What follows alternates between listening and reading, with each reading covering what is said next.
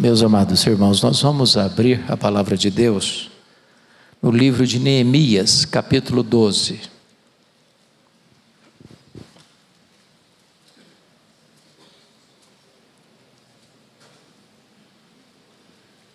Neemias, capítulo 12, versos 27 a 44.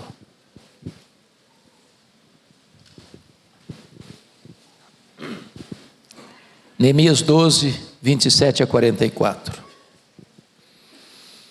Na dedicação dos muros de Jerusalém, procuraram aos levitas de todos os seus lugares para fazê-los vir, a fim de que fizessem a dedicação com alegria, louvores, canto, símbolos, alaúdes e harpas. Ajuntaram-se os filhos dos cantores, tanto da campina dos arredores de Jerusalém, como das aldeias dos netofatitas, como também de Bet-Gilgal e dos campos de Geba e de Asmavete, porque os cantores tinham edificado para si aldeias nos arredores de Jerusalém. Purificaram-se os sacerdotes e os levitas, que também purificaram o povo e as portas e o muro. Então fiz subir os príncipes de Judá sobre o muro, e formei 2 grandes coros em procissão, sendo um à mão direita sobre a muralha para a banda da porta do monturo. Após eles ia Osaías e a metade dos príncipes de Judá, Azarias, Esdras, Mesulão, Judá, Benjamim, Semaías e Jeremias. E dos filhos dos sacerdotes com trombetas, Zacarias, filho de Jonatas, filho de Semaías, filho de Matanias, filho de Micaías, filho de Zacur, filho de Asaf, e seus irmãos Semaías, Azareel, Milalai, Gilalai, Maai, Natanael, Judá e Anani, com os instrumentos músicos de Davi, homem de Deus. Esdras, o escriba, ia adiante deles. À entrada da porta da fonte, subiram diretamente as escadas da cidade de Davi, onde se eleva o muro por sobre a casa de Davi, até a porta das águas da banda do Oriente. O segundo coro ia em frente, e eu por ele, após ele.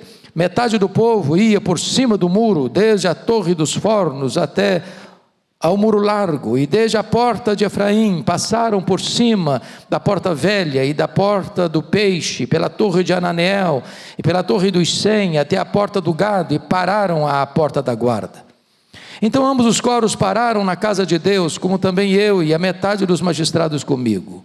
Os sacerdotes Eliaquim, Maazéias, Miniamim, Micaías, Elioenai, Zacarias e Ananias iam com trombetas, como também Maazéias, Semaías, Eleazar, Uzi, Joanã, Malquias, Elão e Ezer, e faziam-se ouvir os cantores sob a direção de Jezraías.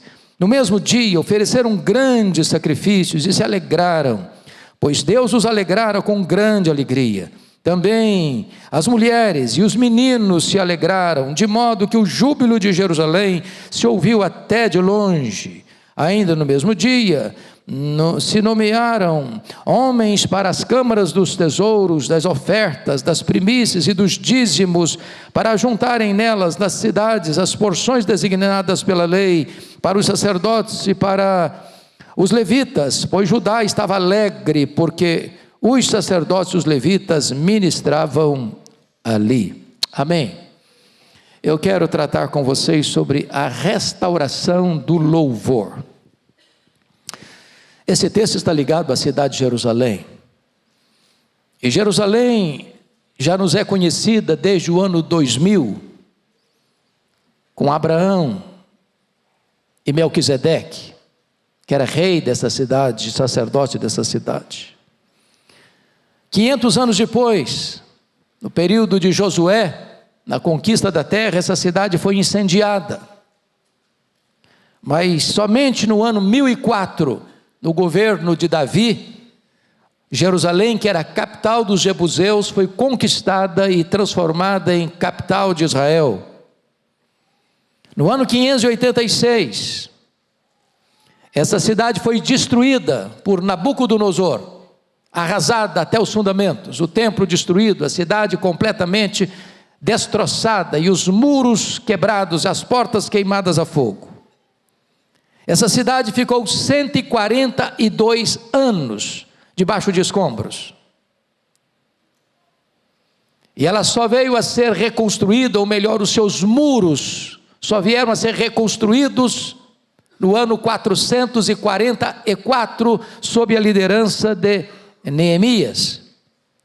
E agora Neemias está, depois de 52 dias, num tempo recorde na reconstrução dos muros. É preciso consagrar esses muros. E na verdade a consagração dos muros não é um muro que separa, é um muro que unifica Jerusalém. Então 2 coros são chamados para ver que a cidade havia se levantado do pó, a cidade havia se levantado dos escombros, sacudindo o opróbrio. O tempo em que o povo sai do cativeiro, agora o povo pode celebrar as suas vitórias e ter uma cidade segura, compacta. E diz o texto que para a festa celebrada a Deus, procuram-se os cantores sacerdotes. São chamados de netofatistas, e essa palavra significa gotejante, ou destilar como gotas de orvalho, ou falar por inspiração. E na consagração dos muros, esses 2 coros, os cantores, os instrumentistas, tudo deveria celebrar com gratidão a Deus, e com muita alegria, e com muito entusiasmo, acompanhado desses instrumentos, numa efusiva alegria ao Senhor. Até porque, meus irmãos, o nosso Deus é o Deus da alegria. Ele é o Deus da alegria. É por isso que Isaías 62, versículo 5, diz que como o noivo se alegra da noiva, assim de ti se alegrará o teu Deus. A palavra de Deus diz em Neemias 8:10, portanto não vos entristeçais, porque a alegria do Senhor é a nossa força.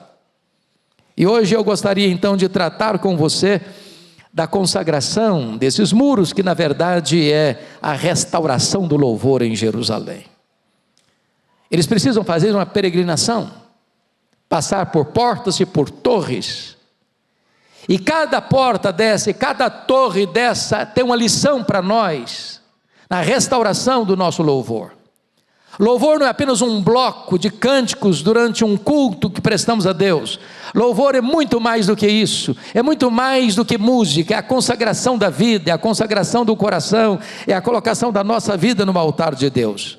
Mas vejamos qual é o caminho a percorrer para o perfeito louvor e adoração a Deus. Primeiro, confira comigo, por gentileza, Neemias capítulo 12, no verso 31. Fiz subir os príncipes de Judá sobre o muro, e formei 2 grandes coros em procissão, sendo a mão direita sobre a muralha para a banda da porta do monturo. Tudo começa aqui na porta do monturo. Aqui era a porta onde o lixo da cidade era jogado.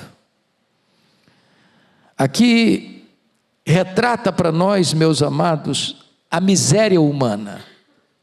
Esse texto está nos mostrando que a nossa jornada como adorador começa com a nossa convicção de pecado.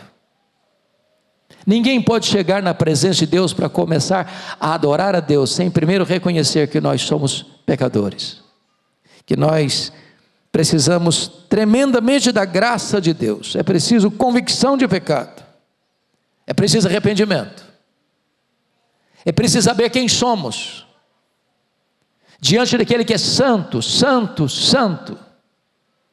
É preciso ter a visão de Isaías, diante da majestade de Deus, da glória de Deus, da santidade de Deus, dizer: ai de mim, Senhor, eu estou perdido, porque eu sou um homem de impuros lábios, e habito no meio de um povo também de impuros lábios. É preciso chegar aqui à convicção de que foi o Senhor quem nos tirou de um poço, de um tremedal de lama, e colocou nos nossos lábios um novo cântico. Essa é a primeira estação que nós precisamos passar à porta do monturo. Mas veja em seguida no verso 37, que eles chegam na porta da fonte, e a porta da fonte é a porta onde a água brota, fala do manancial, e a Bíblia vai nos informar que o próprio Deus é o manancial de águas vivas. A Bíblia vai dizer que Jesus Cristo é aquele que oferece esta água viva.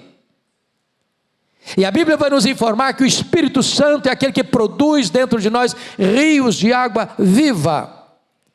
E esta porta da fonte está tratando exatamente, meus amados irmãos, daquilo que nós chamamos de novo nascimento.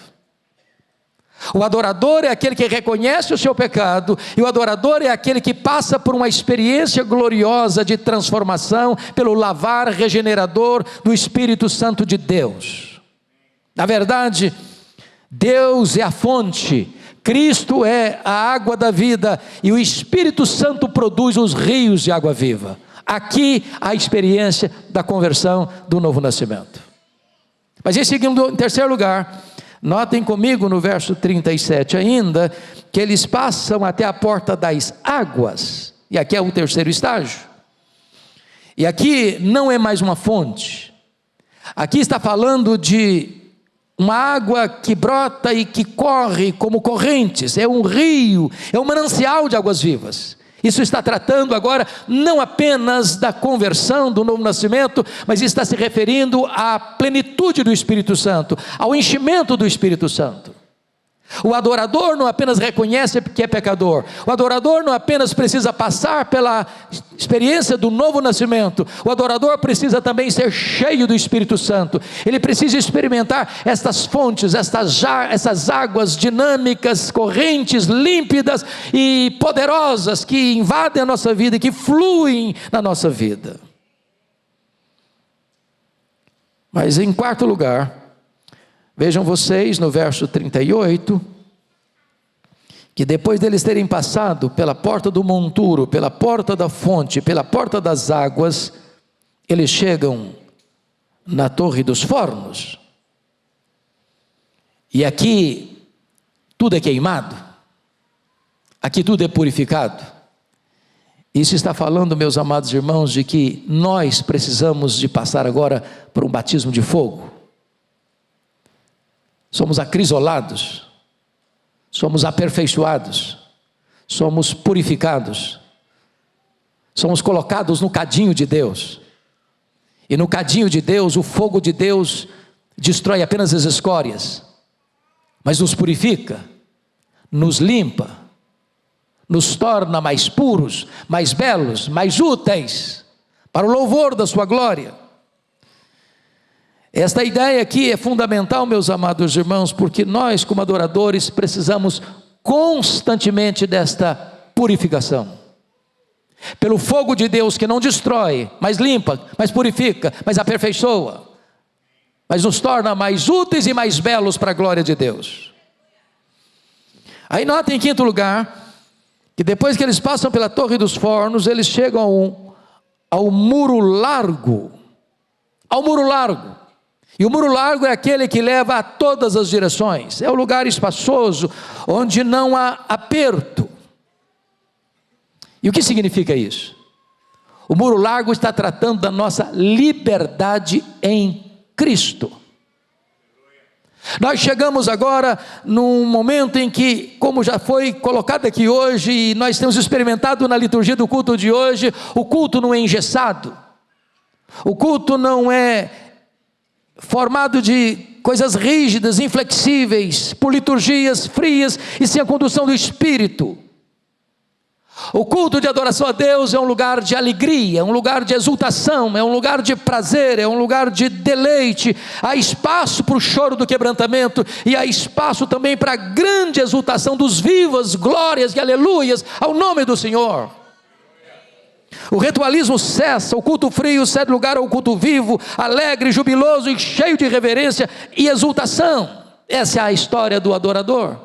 Ele chega ao muro largo, depois de passar pelo monturo, depois de passar pelo novo nascimento, depois de passar pela plenitude, depois de passar pelo batismo de fogo, então ele tem plena liberdade em Cristo Jesus na adoração. Mas notem, em sexto lugar, versículo de número 39, que agora eles chegam à porta de Efraim. E vocês sabem que Efraim é o nome de um dos filhos de José. E a palavra Efraim significa duplamente frutífero. E aqui tem algo maravilhoso, porque esse texto está falando agora, portanto, da nossa frutificação em Cristo. Significa que agora nós temos uma vida que produz resultados para o reino de Deus. produz frutos na vida da igreja. Aliás, meus amados irmãos, o louvor que agrada a Deus, o louvor que vem dentro das instruções da palavra de Deus, o louvor que o descrito e prescrito pelo próprio Deus, o louvor que é prestado a Deus da maneira que Deus mesmo estabelece na sua palavra, ela produz frutos para a glória de Deus. É isso que está lá escrito em Salmo 40, versículo 3, e me pôs nos lábios um novo cântico, um hino de louvor ao nosso Deus. Muitos verão essas coisas, temerão e confiarão no Senhor. Quando a igreja adora com entusiasmo, com alegria, à luz das escrituras, baseada na palavra de Deus, a pessoa que chega, ela é impactada por isso, ela é profundamente tocada por isso, e essa música vem de Deus, essa música volta para Deus, mas essa música produz um impacto nas pessoas que estão participando e ouvindo e adorando ao Senhor através dela. O louvor, meus amados, não é, como disse, apenas um bloco de cânticos na liturgia do culto. É o louvor da vida. Antes de Deus aceitar o meu louvor, Ele aceita a minha vida. Se vocês estão percebendo, não está tratando de técnica, está tratando de vida. E quando a vida vem, o louvor que brota daí agrada o coração de Deus. Portanto, o louvor sem vida, à luz de Amós 5, 20 e 21, é um barulho aos ouvidos de Deus. A igreja cresce no louvor à medida que ela frutifica para Deus. Mas vamos, em sétimo lugar, chegar agora no versículo de número 39, à porta velha. E porta velha traz a ideia de experiência. Porta velha traz a ideia daquela porta que viu tantas coisas acontecer, que suportou guerras, que viu a queda de reis, levantamento de reis, e que permaneceu. Ou seja, trazendo para a nossa aplicação, gerações passaram e a porta velha adquiriu experiência e sabedoria. Isso significa que na adoração a Deus e no louvor a Deus, nós não podemos jogar fora o legado que recebemos dos nossos antepassados. E uma das bênçãos da Igreja Presbiteriana de Pinheiros é que a Igreja Presbiteriana de Pinheiros não faz distinção entre os hinos históricos e clássicos e os cânticos contemporâneos. Não se dá dois pesos e duas medidas. Nós cantamos com o mesmo entusiasmo ao meu redor, e cantamos com a mesma alegria os cânticos contemporâneos. Nós não jogamos fora o nosso legado, e nós não desprezamos o que de novo Deus está trazendo na música, na enologia cristã.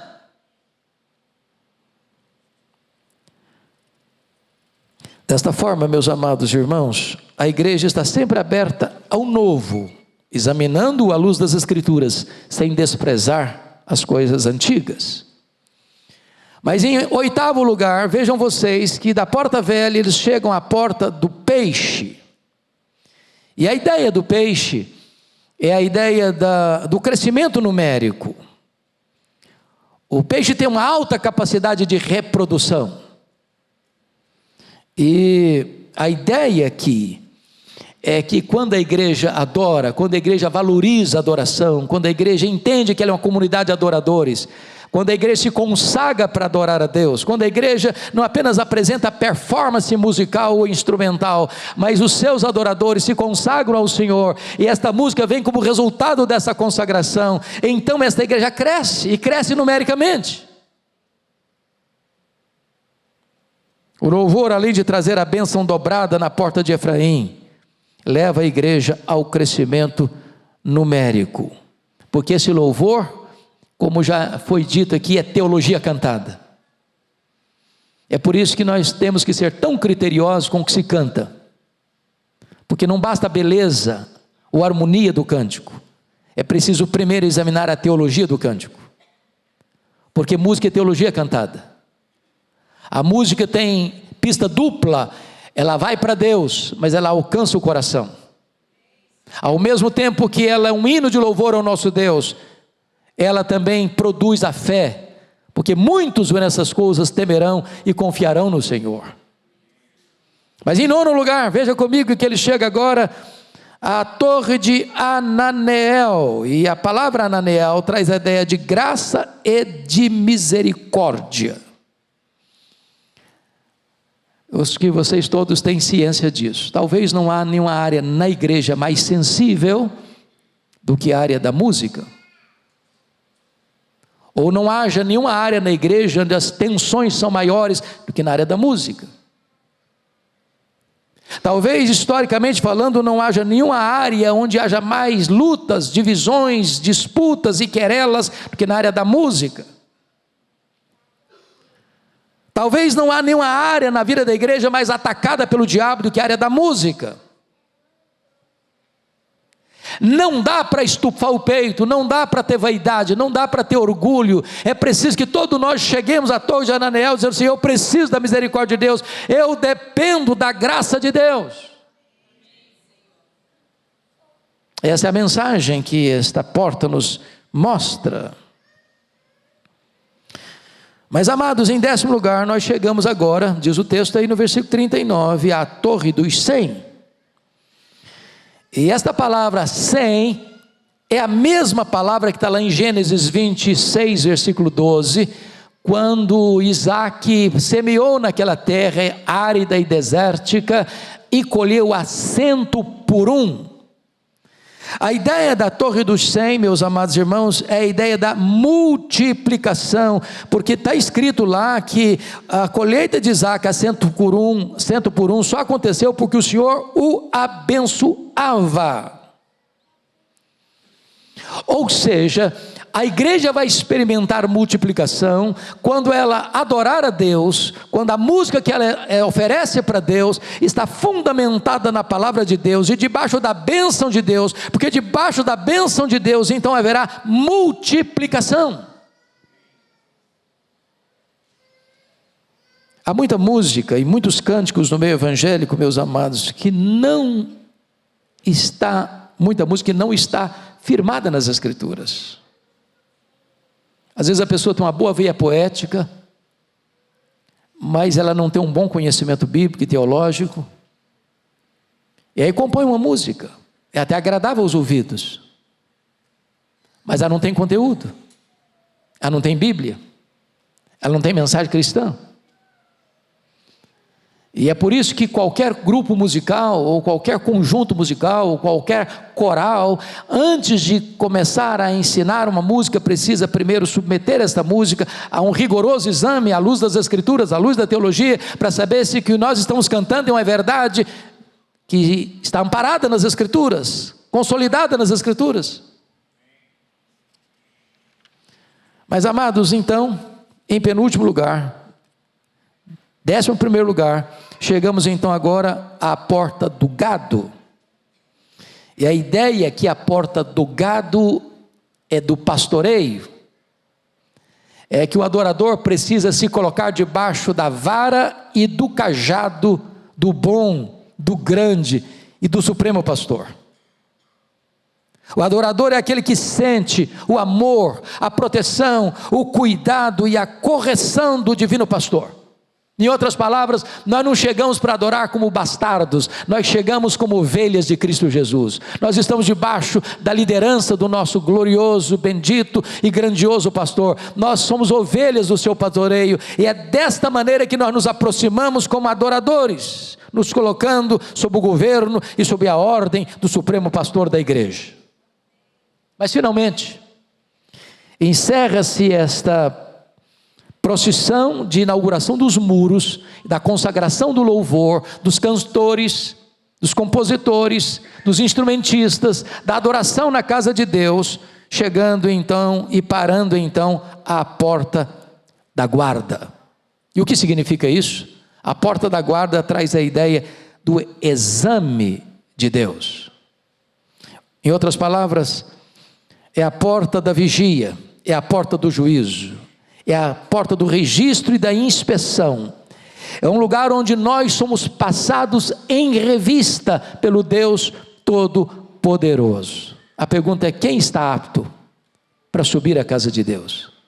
Quem está apto para entrar na casa de Deus? Quem pode chegar para a adoração a Deus?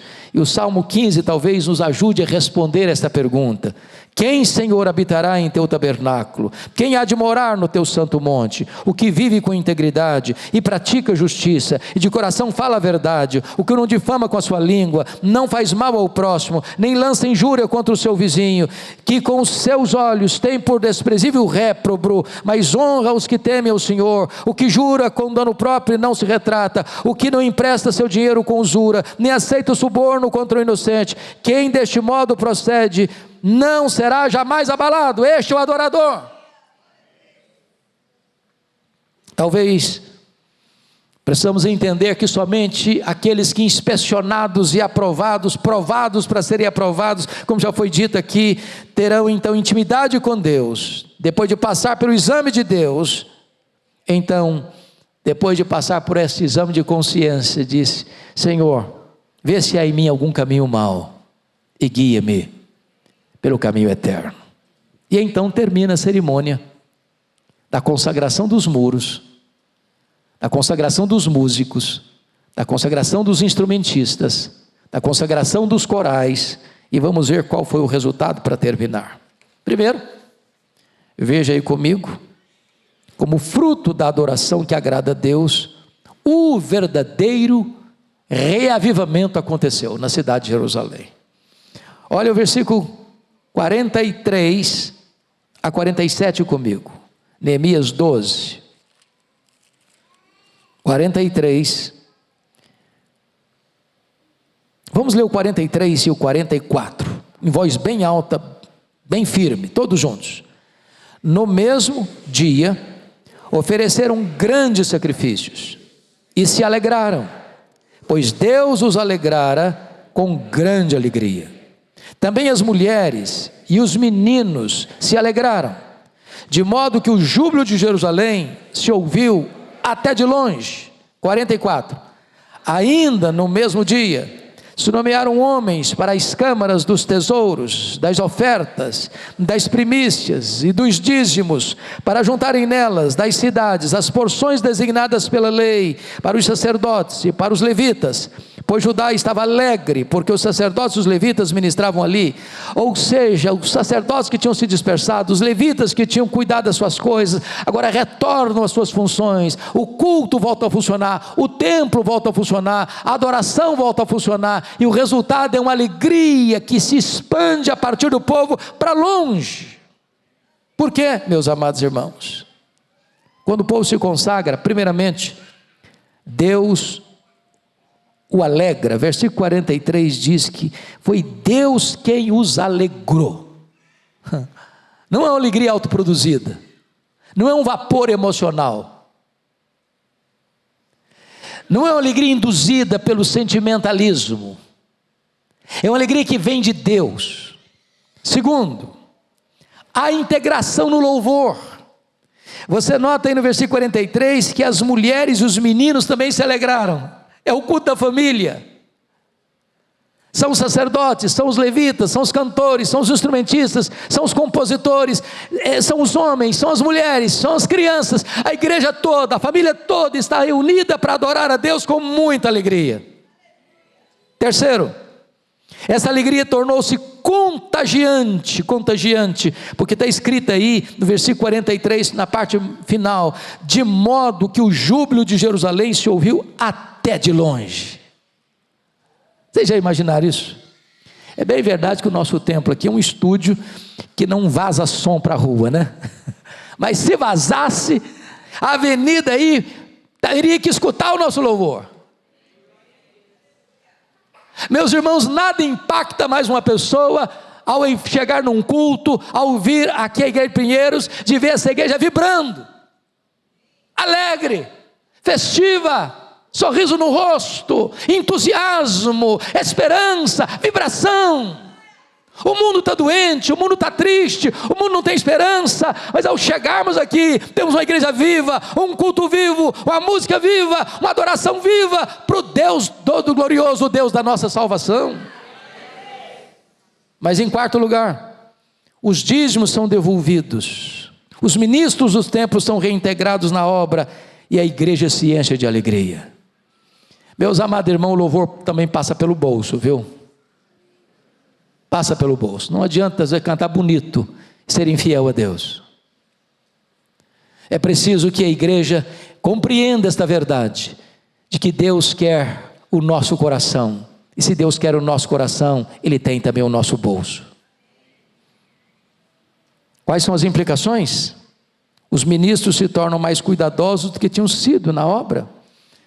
Versículo 45 diz: e executavam o serviço de Deus e o da purificação, como também os cantores e porteiros, segundo o mandado de Davi, de seu filho Salomão.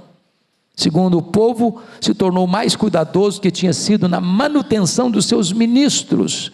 No versículo 44, eles começaram a trazer as ofertas das primícias e dos dízimos, para que a obra de Deus pudesse ser mantida e pudesse prosseguir.